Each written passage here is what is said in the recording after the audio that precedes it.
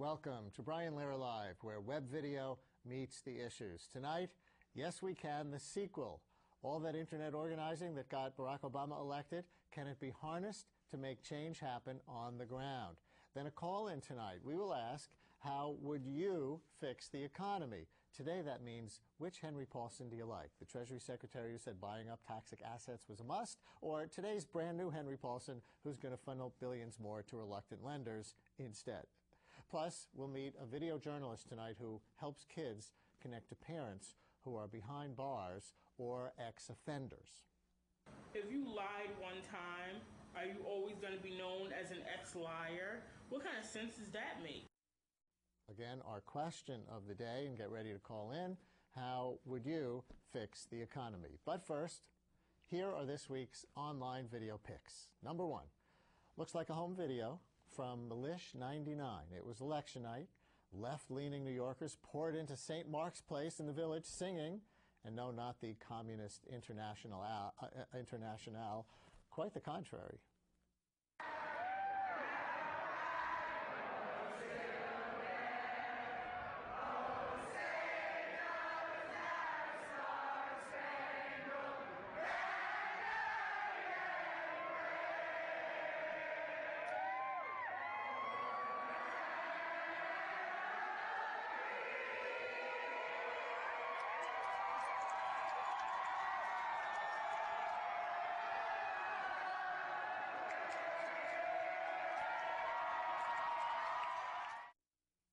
Yes, the election of Barack Obama has, for now at least, unleashed a new progressive patriotism in America. Protest signs are out, American flags are in.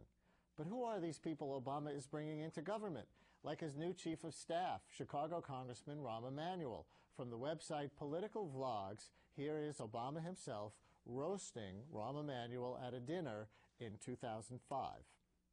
I think it is wonderful, though, that you are here, along with Congressman Tom Cole. Other Republicans were invited to the roast this evening, but they said that they would come only if there was a real fire. But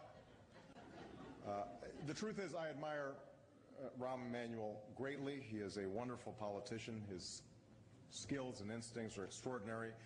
I mean, think about it. Can you imagine somebody with a weird name like Rahm Emanuel getting elected to Congress from Illinois? It's astonishing. You know, it's fashionable in politics these days to profess our faith. The truth is, Rahm is very serious about it. He keeps the Sabbath. He goes to synagogue. He doesn't just talk about the Ten Commandments. He lives them with some modifications.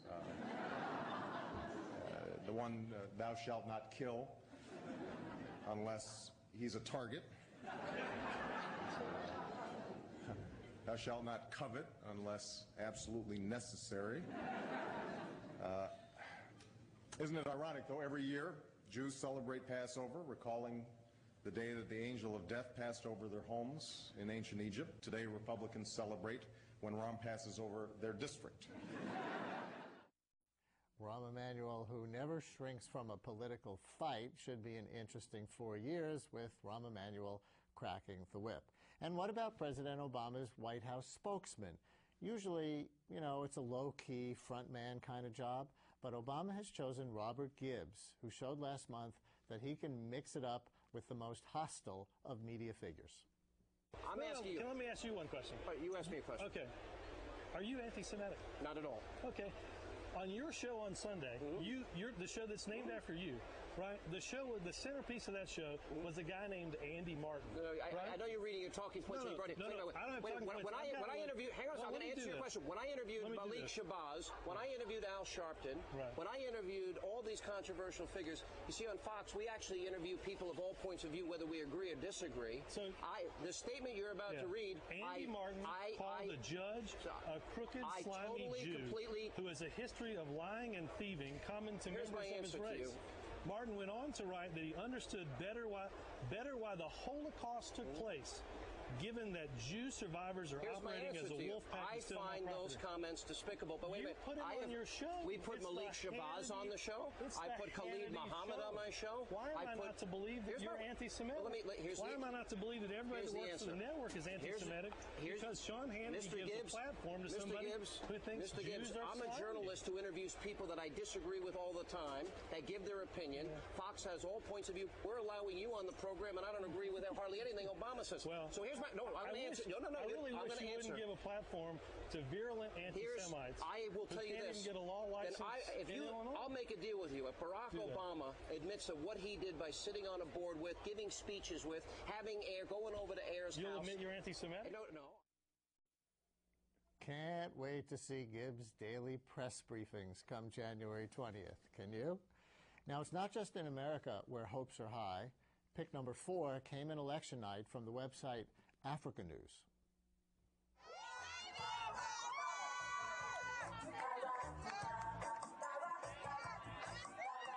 I'm really excited. I don't know how to explain my words. I'm just overwhelmed. So happy for America because I honestly feel like they chose the best man to lead them. Hi, I'm Selema Wiswasi, reporter of Africa News in Abidjan, Côte d'Ivoire. It's an incredible event seeing a black become the president of this so important country. It is a manner for Americans to say that segregation and discrimination are over. Considered as a key of the road, I expect Obama to respect what he said and to govern well the United States and the world. Barack Obama comme président des États-Unis, vraiment, je vois qu'il y aura des problèmes, surtout en Afrique. Et il y aura un petit changement au niveau de la population, même au niveau de la politique africaine. I'm here today because I support Barack Obama. He will rise up to the challenge.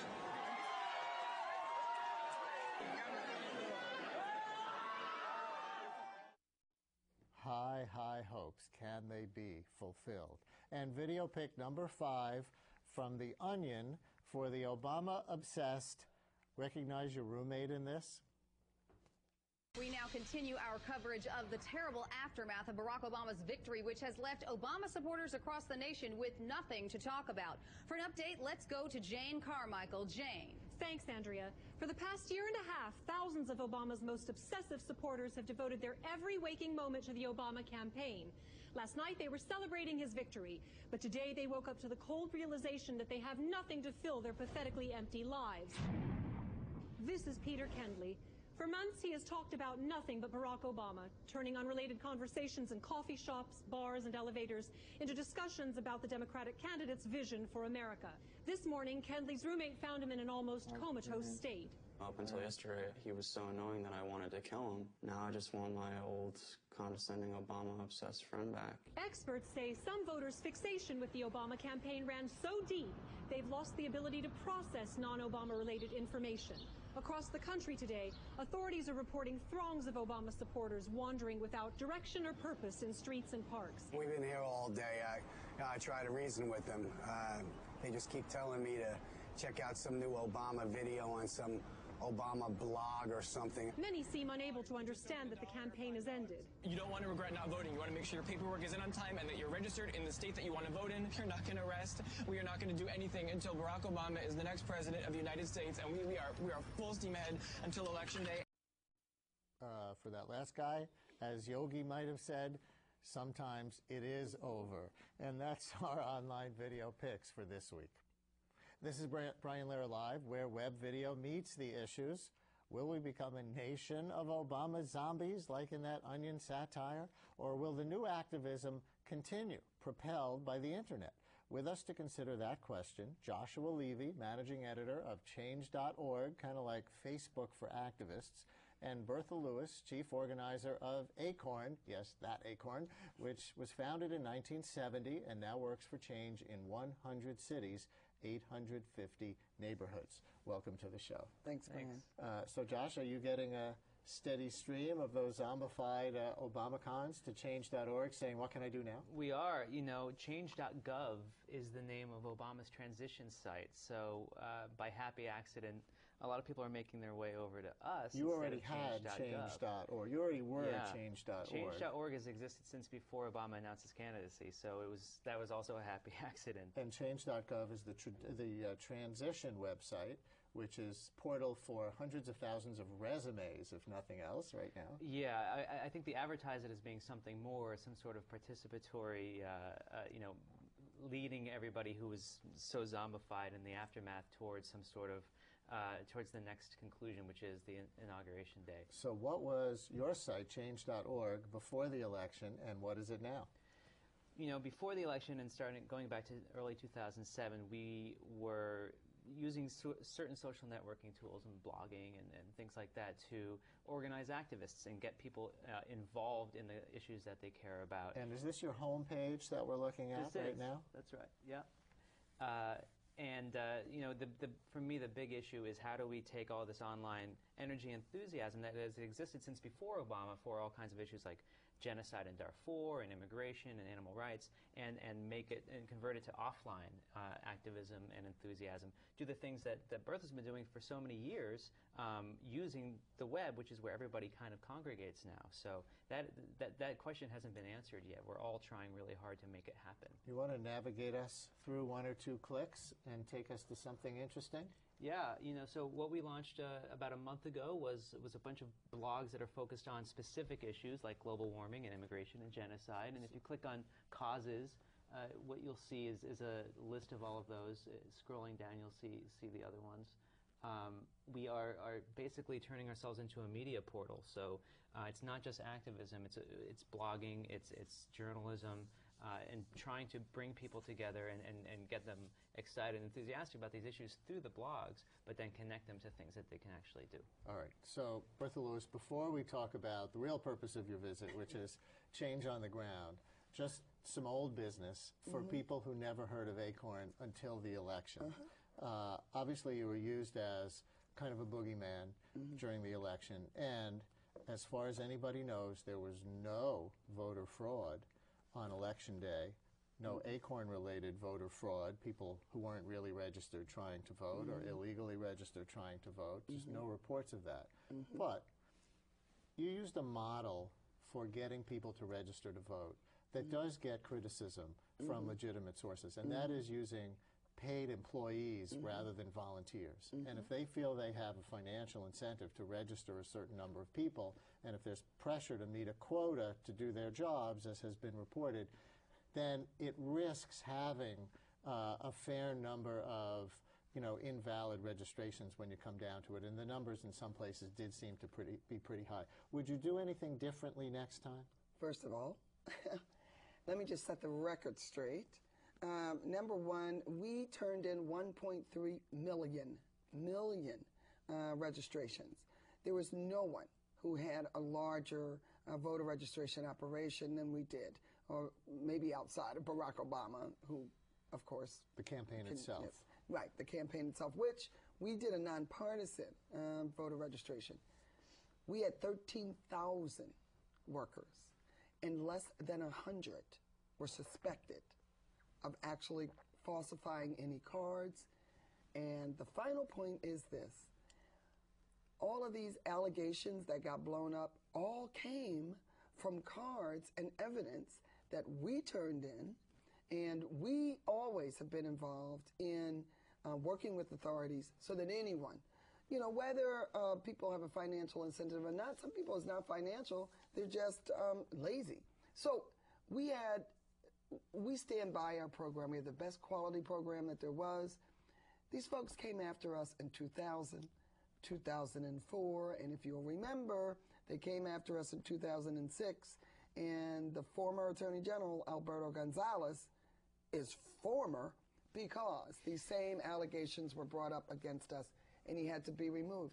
Here's what the facts are. The U.S. Attorney scandal. Exactly. Was U.S. attorneys who came after were honest in not pursuing allegations of voter fraud where they did not actually see a crime. But they were pressured by Washington, the Bush administration, to go and pursue those cases anyway. Right. That's right. One investigation after the other. And here's what we always said was missing.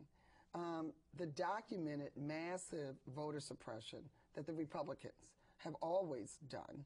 And, you know, they were right in the process of doing it at that time. So allegations are not facts, and a lie told many times is not a fact.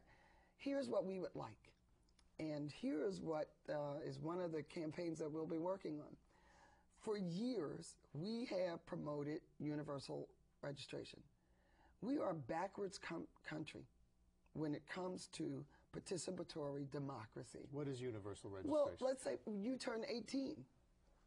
Bam, you're automatically registered. We would love to get out of the business of doing voter registration if Congress and the government would actually do it, actually lower the barriers.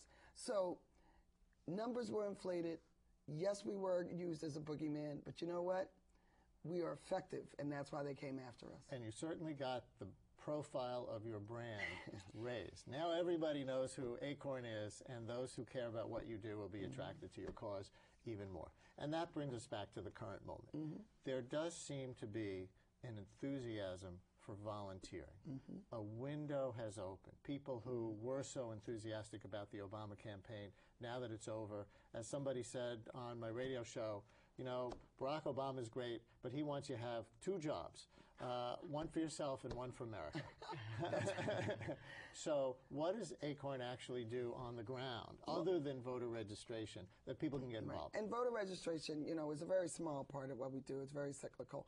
And we do voter registration because we organize low, moderate income folks, mostly folks of color, working families, young people. And so if we are going to fight for affordable housing and fight for health care, fight for better schools and education, you got to participate in your government. And we've always said, yes, November 4th was wonderful, but it's November 5th. It's the day after. If you're registered, if you're on your local level, now your vote has to be competed for, and people have to actually talk to you about, in New York, for instance, vacancy decontrol, housing stabilization. You know, and rent stabilization, and the fact that here in New York, all of those people pouring out to vote, hey, they actually changed the fates of the Senate in Albany. So we know that we have a lot of struggles. Our members, ACORN members, think they have 2 jobs anyway, that, you know, you work for your country. So how is HUD going to function? Will there be real funding to save homeowners as well as building affordable housing for renters? Not everybody should be a buyer. Healthcare, education, jobs. Those are the kinds of things that people can volunteer for now. So, Josh Levy, what about Change.org? Are you seeing this, and how are you seeing it? This, you know, new progressive patriotism, people wanting to go out and do extra work for their country because they're inspired to this. You know, Barack Obama said in his victory speech, and he said a little bit before that too, you know, basically now the hard work begins, right? And I need you to help me make the change that I've been promising to you. You know, this is not the change that we seek. The change comes after Inauguration Day. So we're seeing thousands and thousands of people coming to us and saying we want to help make that change. And so we're actually in the midst of building a huge campaign, bringing in major media partners, bringing in 2,500 nonprofits to identify what the top issues that people are concerned about and the ideas that they have for solving them, and then creating actual movements around those ideas and presenting them to the Obama administration. So basically, you know, we see Change.gov, his transition website, as the kind of the public version, the public complement to Change.org, which is a private site that's trying to do this very same kind of civic work. So by harnessing all of that energy, especially the young people, and young people who found it so easy to get involved when Barack Obama has a profile on Facebook, we want to be able to continue to use those kinds of strategies to keep them involved and get them into these kinds of public campaigns that need to happen in order to actually make real change happen. So do you interface with Facebook, or are you your own social network? We interface with Facebook. Facebook has an open platform that you can interact with, so we do that. But we are also our own social network. We're starting to shift away from just focusing on the social network towards building movements with nonprofits through the blogs. Change.org was, you know, I have to say, this is a 21st century revolution. And, you know, ACORN has done it the old-fashioned way. You knock on 60 doors a day, you get in, you talk to 10 people, 2 people join up, you know, and you move and you build from the ground up like that. And so what happens when you can text your members? When Katrina hit us in 2005 in New Orleans, our organizers started to try to text our members. That's what got them together, got them to Houston, got them to Baton Rouge.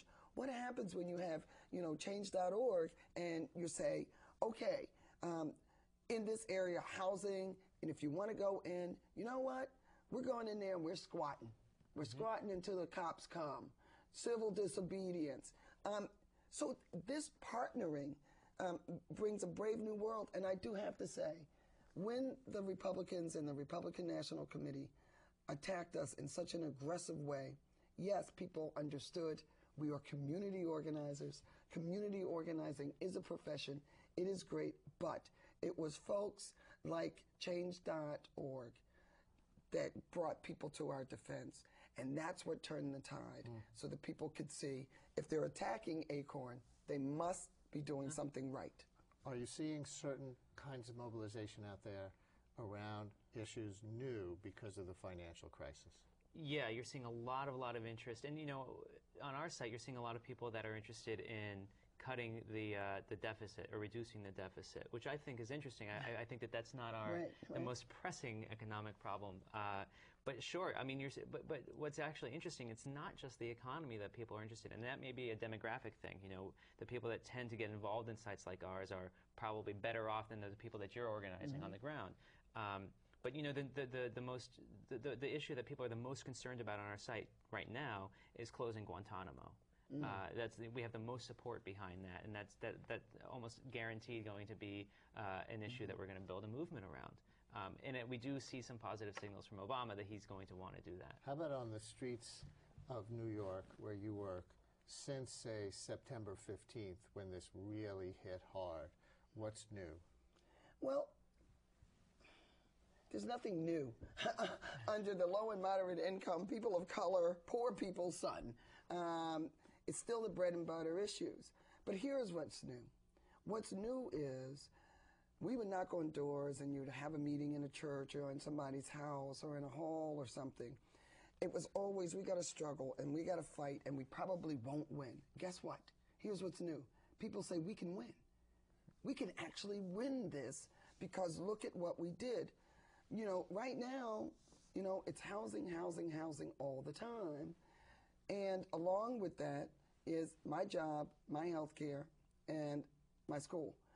Just the basic bread and butter stuff. But, you know, folks didn't think that poor people and the people that we organized were concerned about the war. And when he talked about reducing the deficit, our members talk about, you know, damn it, yeah, we're going to close Guantanamo because it's concrete. People aren't like airy-fairy. They say something is concrete. And we want to bring those billions of dollars that we're spending on the war. They know exactly what they want to do. And so, Josh, do people who participate in Change.org meet in person after they originally sign up, or how does that work? Right now, it's all online, which I think has to be temporary. And that's why I'm working, you know, my idea is to try to connect to things like meetup.com, which is about, it's kind of like this new website that's all about getting people off their computers, you know, like the CEO likes to say. So I want to kind of converge people offline. I want to use tools like Meetup so that people, yeah, sure, we meet online, we realize that we are interested in the same things, we want to solve the same problems, then we'll meet at the cafe and actually talk about it and organize offline. Do you rate the success of the organizations that you aggregate? We do. You know, we have different indicators of how successful people can join up as supporters of those organizations. They can donate money through the website, and they can recruit their friends to also join up with those organizations. So all of that data is connected to each organization's profile, so you can see how popular they are on the site. Where, if all goes well, would you be in 4 years? Where would I be? Hopefully out of a job. I think she'd like to be out of a job too, so that we get all these problems solved. I think I will be growing this online universe of activists even more, hopefully. Right, but I don't mean you. I really mean this online universe of activists. I think it will be not referred to as an online universe of activists. I think it's going to be, I mean, something that I wanted to say is, you know, a lot of people will erect a kind of straw man and say, well, you know, it's not, you can't get anything done by being on your computer all day long. People like me never make that argument. I think that everything is much more organic. But isn't there a point where you have to get out there and do the hard, slogging, door-to-door work that Bertha and her people do? Absolutely, and I think one begets the other. You know, as the Obama campaign showed, how did they actually get out the vote? It was by getting boots on the ground and volunteers in Cleveland and Cincinnati and elsewhere. How did they organize those people? Online. So they work hand in hand. But here's the thing. There is no divide here, and I guess, you know, Barack Obama, I mean, everybody's having him as a symbol, but it is a concrete example. Young, old, black, white, you know, the changing face of America, because America is browning, folks. The electorate is no longer this middle-class, middle-aged white male. It is now younger and younger and people of color. And in a few years, we are going to be a large minority majority. Folks like ACORN understand, yeah, door knocking's good, and then came flyering, and then came phone banking, and now comes the internet. For instance, you know, how wonderful is it if there is a rally in your town where, you know, here's this rally, if you live in this neighborhood, or if you don't, and if you think that these are rat bastards, you can come here, and people do come out. You've got to reach people where they are. Yeah. Sometimes it was knocking on the door. Now we have a virtual door. I think you two have just invented the unified field physics theory of activism. Thank you both very much. Thanks, Brad. Coming up next, in fact now, a call-in. We want to hear from you on the question, how would you fix the economy? Dial that number on your screen, then back in a minute to take your calls. It's Brian Lehrer Live. Hi, how are you doing today? What looks good? Our special today is shrimp scampi. It's been sitting around for about a week. Excuse me, what time are you guys leaving? We're gonna rob your house tonight. Don't you wish there were warnings to protect you from life's risks? With diabetes, there is one. It's called A1C, a simple blood test that helps measure your risk of a heart attack and other complications. Learn more at diabetes1c.org.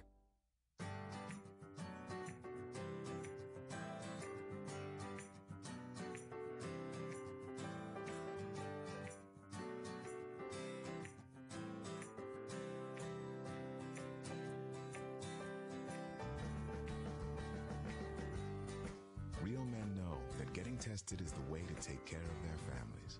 That's why real men wear gowns. For a list of the tests you need, go to ahrq.gov.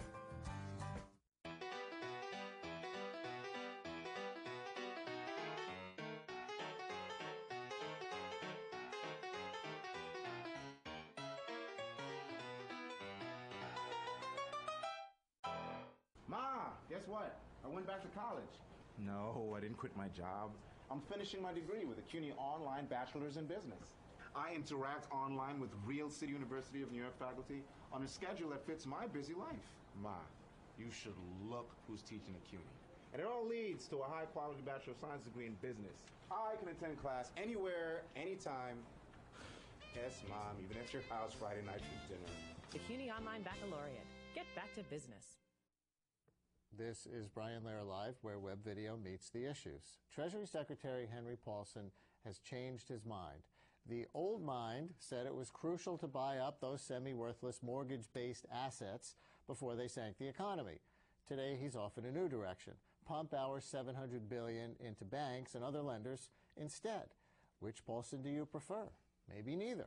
What do you think should be done? How would you fix the economy? Call the number on your screen and tell us. Tell everybody, how would you fix the economy? Get as concrete and specific as you want. It can be small bore stuff on your neighborhood level. It can be big national policy. We just want to know, because obviously these guys in Washington don't have all the ideas, how would you fix the economy? And while your calls are coming in, Simon Constable of Dow Jones NEWSWIRES, he will help take your calls and give us some of his ideas. Hi, Simon. Welcome to the program. Thanks for having me.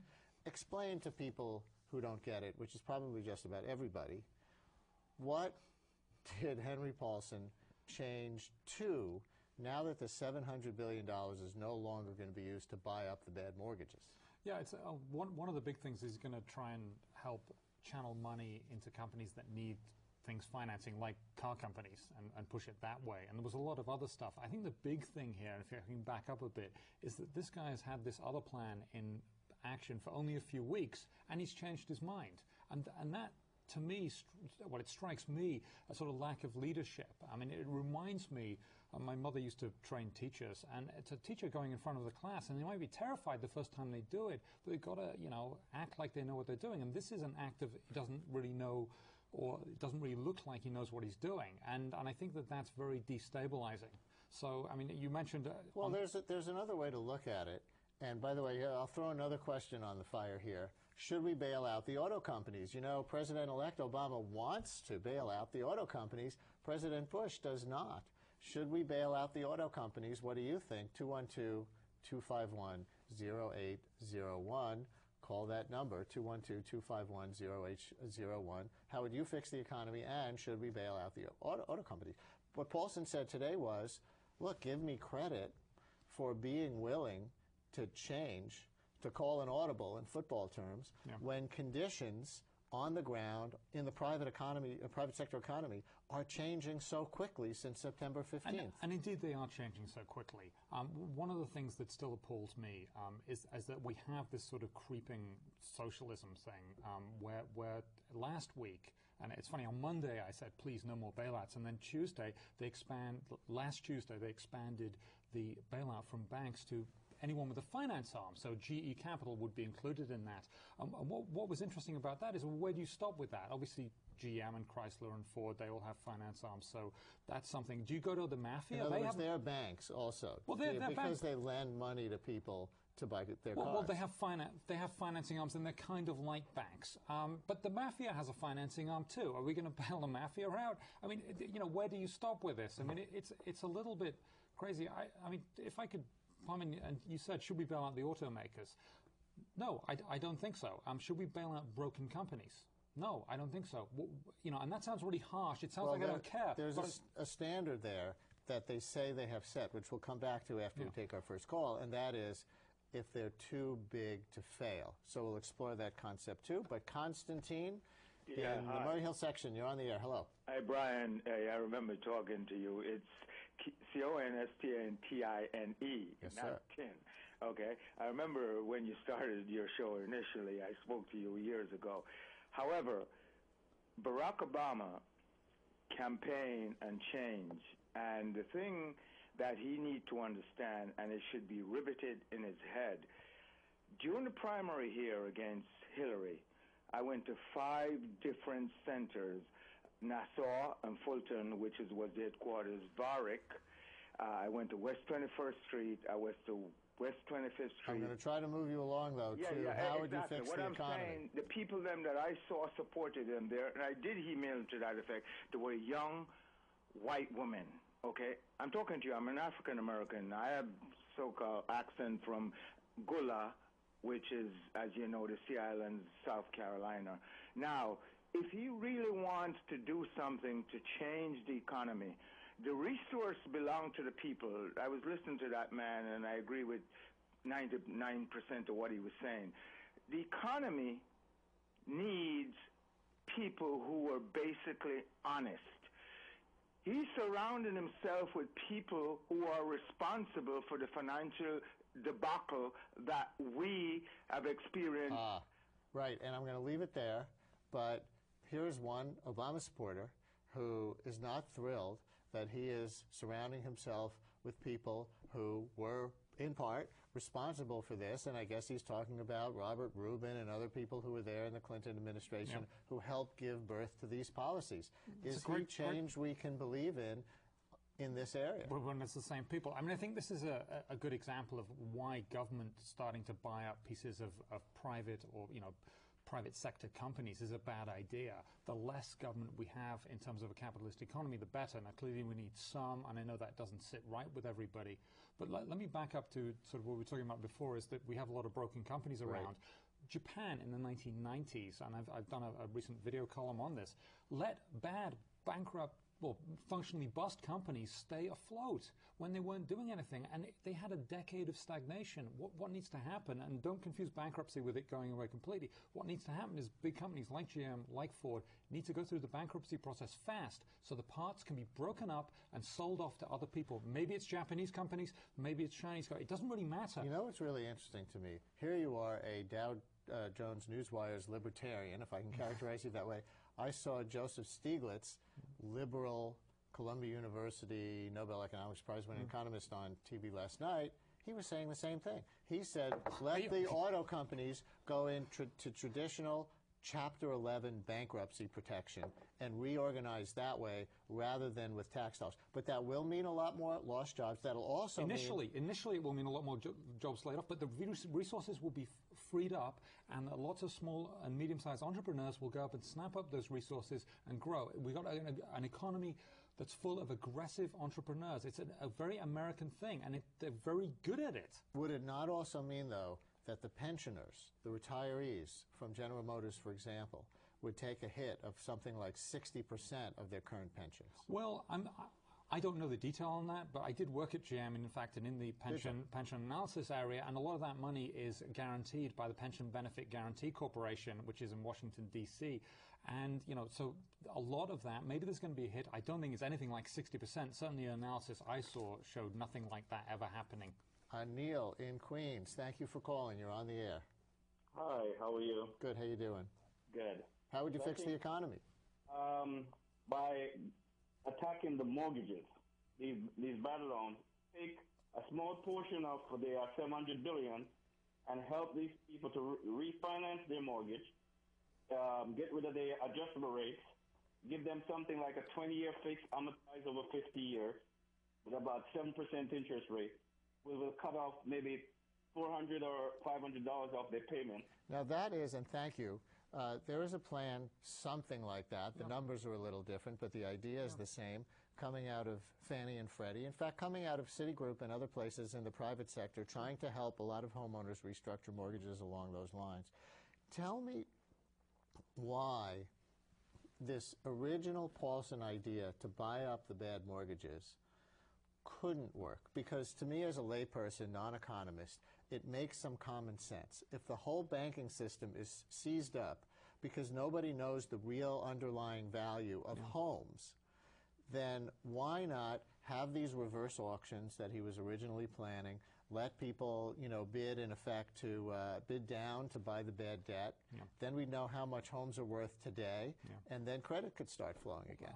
Well, I think that was working to some extent. He says it's too complicated to actually do. Well, one of the problems is the banks are hoarding cash. I mean, if you look at the excess cash they have over reserve requirements, it's huge now. Now they are. Because they're using the bailout money they're just hoarding it. To shore themselves up. Like this. They're not lending. They're not lending. They need to lend. And I think some jawboning, and he started doing that today, some jawboning and naming and shaming on TV and saying, these are the banks and we gave them X billion dollars and they're not lending it to you. And they've got to go out there and they've got to lend. And I think that's a huge thing. You've got to, they've really just got to get out there and make good loans. And there are plenty of places to make good loans to. There are a lot of credit-worthy people out there. Ron in the Bronx. You're on the air. Hello, Ron. Hi. Well, the question I gather is how can you improve the economy? One of the things that I can't understand, the infrastructure. And this country could go ahead with its infrastructure and create a tremendous amount of jobs with these wind, electric... Right, alternative energy things. And this is a part of Barack Obama's plan. This part I don't think you're going to like.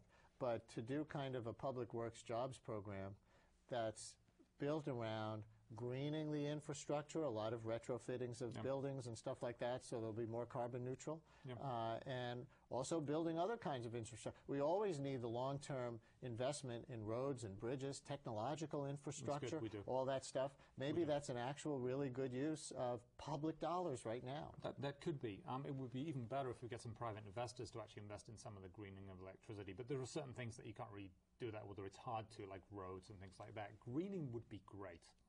There are some, now actually might be a good time to do it because the price of the things that you need to do that, like copper, like platinum, that you need to put in solar panels and wind turbines, they've all gone down recently, and with it the price of oil. But if you were thinking of buying up the copper you needed and buying up the materials, like this week will be a great week to do it. Krista in Manhattan, we got 30 seconds for you. Hi. Krista? Well, hello. Hi. Real quick, because we're running out of time. How would you fix the economy? My answer would be to trickle up and spread it around.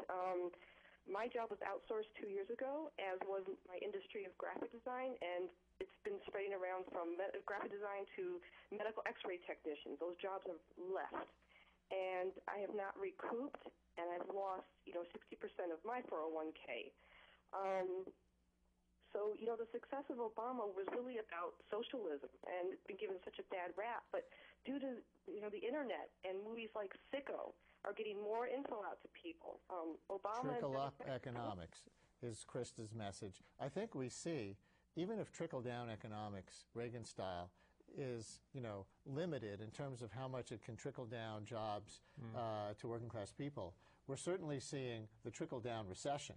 Because it's putting, when it goes to pot, it's putting people out of work. Do you believe, real quick, because we have like 15 seconds left, can there be such a thing as trickle-up economics, invest in the workers, and then have it boost the economy as a whole? We'll see. We'll see. We will find out. We'll find out. Because it could boost consumer spending, at the very least, and to some degree the economy runs on consumer spending and that confidence. So, Simon from Dow Jones Newswire, thank you very much. Thank you.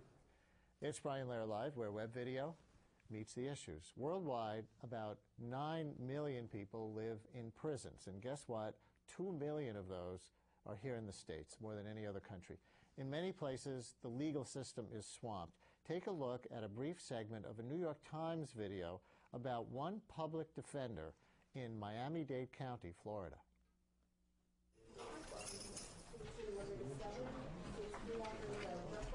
Well, why you tell the judge we haven't talked about your case? You know about Coco? I called your office this morning, right? But we have spoken.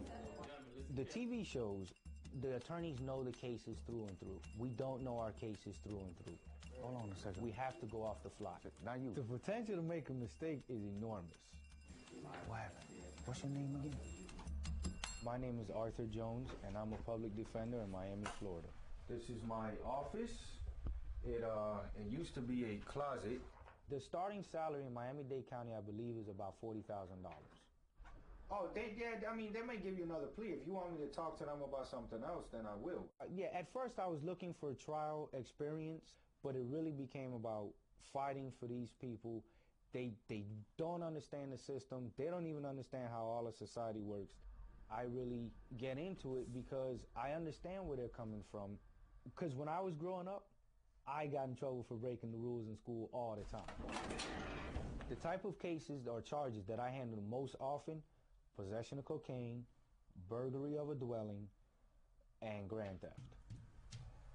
150 plus 155 cases that I'm handling right now. All of these are my cases.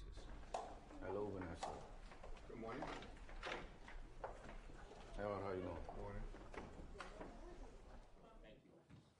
Arthur Jones on behalf of the public defender, Your Honor. And Julia Scared on behalf of the public defender's office. You solemnly swear or affirm that the information you give will be the truth. The pressure is enormous.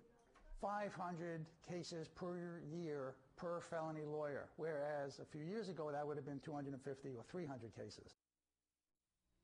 That's Miami-Dade County, Florida, but not atypical. About 75,000 people are in prison in the state of New York. Hard on the lawyers, far more devastating for the children of offenders.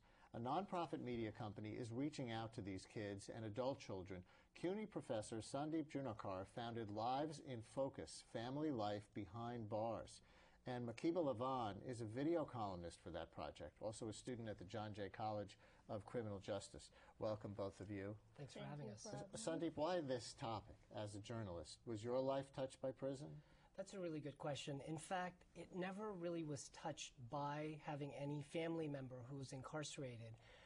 But as a journalist, what I went into journalism for was to reach the voices, to make public the voices, have people hear the voices of people who the media, mainstream media, doesn't pay that much attention to. And this was one of the topics that struck me because in many ways it encompasses so many things that could be improved in America especially. There's the intersection of lack of education, lack of opportunities, job training, a lot of things right there come together with this particular issue. So I really want to explore it through journalism as well. And we're going to show a video in a minute that's very personal for you. Yes. But you want to tell us how you got involved with this project? Well, I met Sandeep through the Osborne Association where I was employed. As a youth ambassador, I worked with children who did have parents who were incarcerated.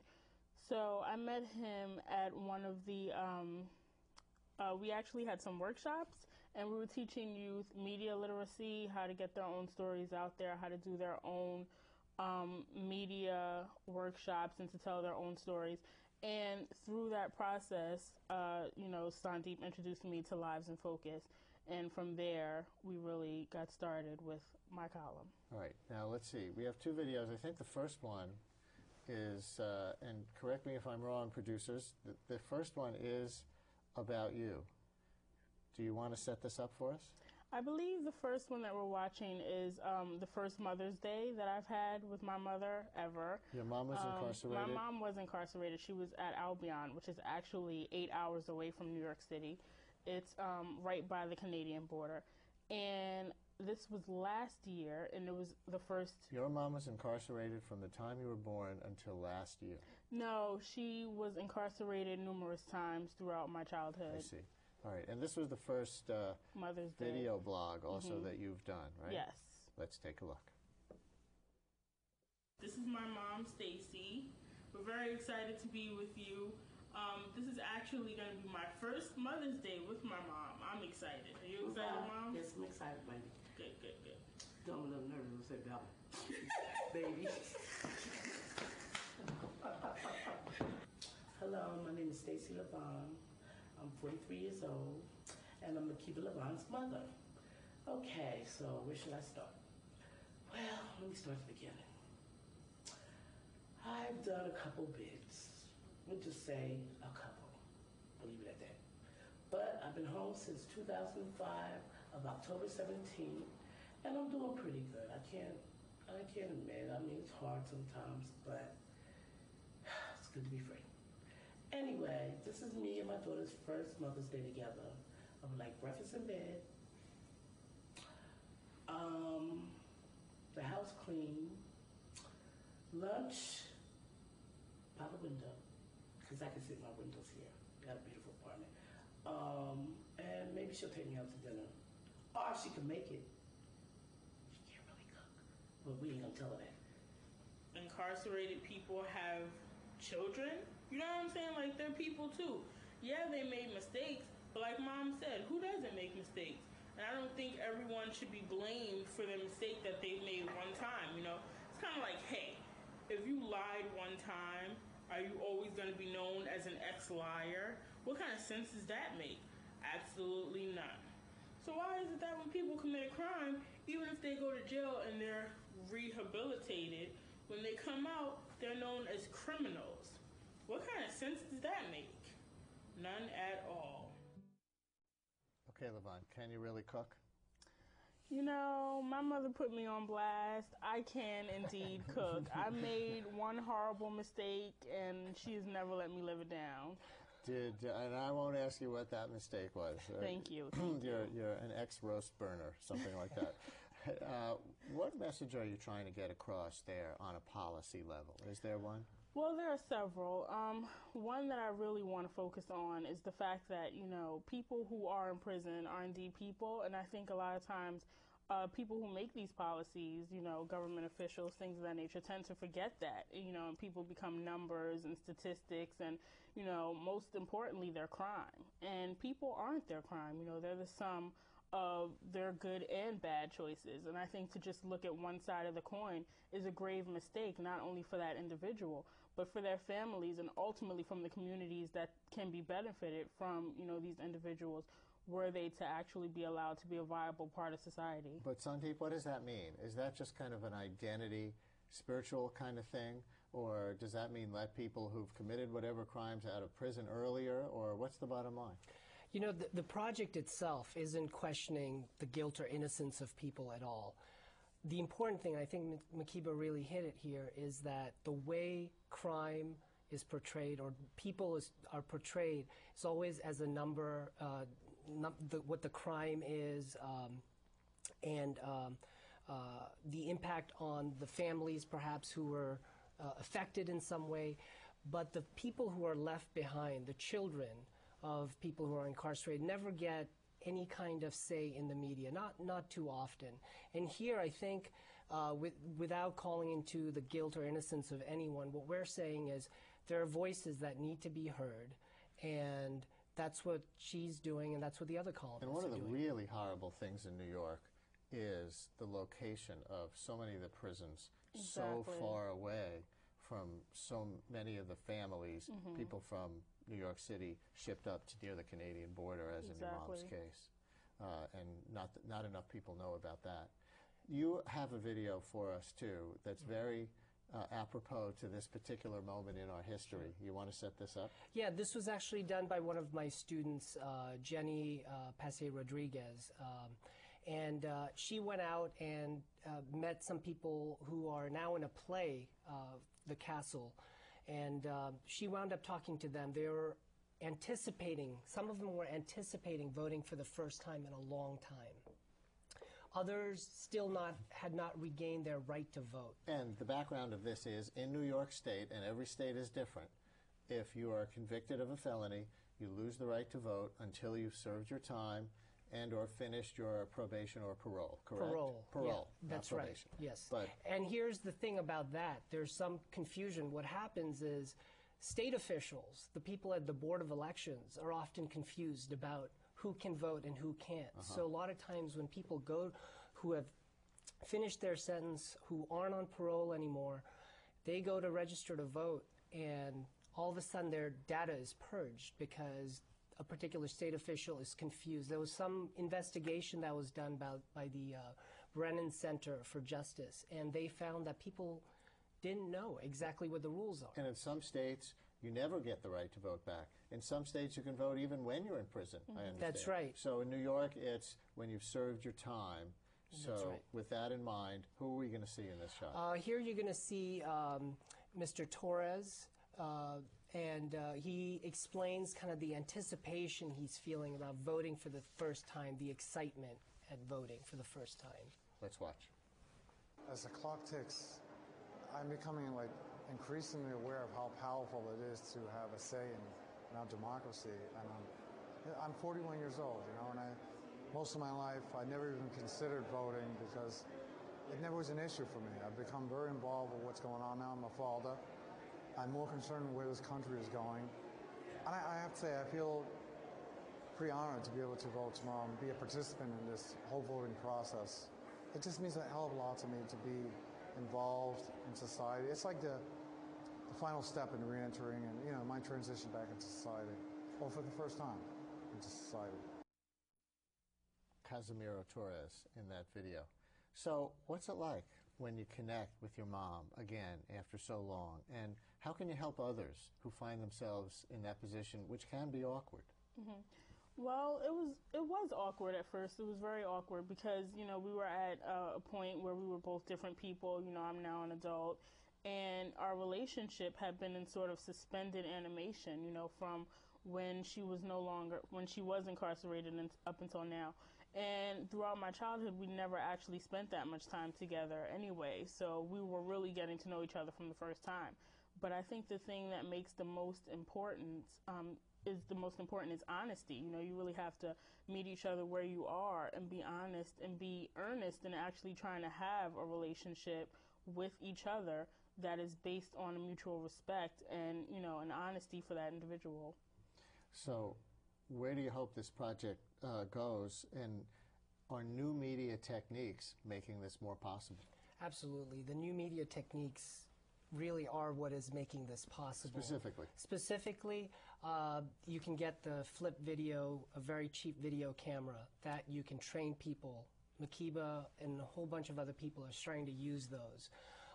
The idea of being able to publish this and have it be accessible to so many people. I'm finding traffic coming in from all over the United States. All over the United States, people sending in messages about, you know, can I get this particular question answered? And who's watching it? That's a good question. I'm not tracking who exactly these people are, but I can tell based on what they are looking at that they are looking for answers or support in some way. We're out of time, but just tell us, where can people see your stuff? Okay, people can go to www.livesinfocus.org. And for more information in dealing with children of incarcerated parents, you can visit www.osbornny.org. osbornny.org and livesinfocus.org. Yes. Thank you both very much. Thank you very much, Brian. And finally tonight, after all those Yes We Can videos, a Yes We Did It video. This is Election Night in Harlem from the hip-hop video blog Ill Doctrine, hosted by Jay Smooth. We've gotten that ID wrong in the past. Apologies. Mea videos culpa. So when that day comes and you address your kids, we can look down with pride and say, yes, we did.